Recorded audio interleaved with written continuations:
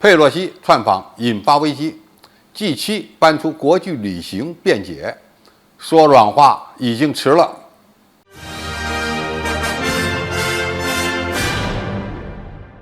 观众朋友、网友朋友，大家好，我是付贤少。对于因佩洛西窜访台湾引发的军事危机，美国在对中国百般解释不起作用的情况下，只好搬出 G7。七国集团发布了一个联合声明，重申共同致力于维护以规则为基础的国际秩序，维护台海和平稳定。七国集团认为，我们立法者的国际旅行是正常和例行的，对中方最近的行动，特别是实弹演习感到担忧，这可能会导致不必要的局势升级。最重要的一点是，G7呼吁中方不要以武力单方面改变现状，并通过和平方式解决两岸分歧。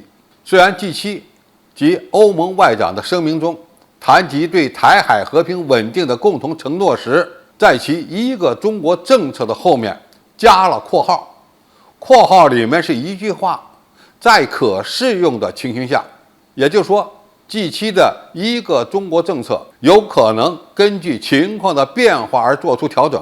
对此，中国驻欧盟使团发言人怒斥 G7的声明，称这就是现实中万恶无耻的活生生的标本。什么叫基于规则的国际秩序？联合国宪章宗旨没有这一条，只有关于国家主权和领土完整不容侵犯的明确规定。发言人还把 G7称之为新八国联军，质问他们：你们准备做什么？说实话， G7能发表这样的声明，的确令人气愤。但是生气并不能解决问题，也不能阻止西方的无耻强盗逻辑。我们现在需要关注的是 G7到底想干什么。其实深究一下的话，很可能 G7只是帮着佩洛西擦屁股而已。首先，我们要注意国际旅行这个词儿，这是 G7对佩洛西窜访台湾行程的全新定义。如果这是成立的话，那么以后西方国家的议员就可以天天去台湾遛弯领赏了。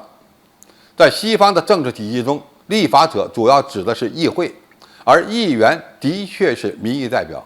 但是佩洛西可不是一般的议员，而是美国第3号的政府要员。另外，他与拜登同属民主党，所以美国政府说佩洛西窜访不代表要改变一个中国政策，甚至认为佩洛西只是一个普通的议员。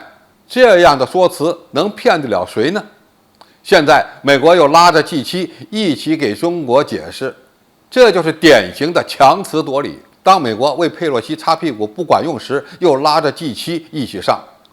但是这次恐怕真的不管用，因为中国人民已经被激怒了，而上述谎言没有人会相信。其次， G7承认一个中国，但是还要加上在可适用的情况下，就意味着美国不但自己要维护佩洛西访台的权利，还要拉着 G7成员一起捍卫这个所谓的原则。在当前解放军开始对台湾岛实施围困演训的情况下，这种解释只能适得其反。中国人民解放军将会用自己的军事行动来捍卫一个中国，而不再会看西方政客的表演。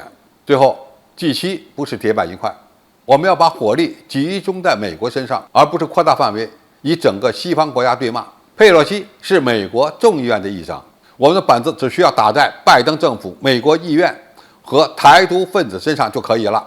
白宫拉着 G7出一个生意，无非就是给自己管不住的佩洛西解套，说明他们已经慌了。G7外长给美国人面子，我们需要理解其中的苦衷，但是该批驳的时候还要批驳。所以美国眼下正在处理佩洛西窜访所带来的危机，我们只需要加大对台军事压力，将反击的重点对准美国就可以了。在非必要的时候集中火力，远比四处疏离更符合中国的利益。而真正对一个中国的解释权，还要依赖于解放军手中的武力。好，今天的评述就到这里，谢谢大家收看，我们下期再见。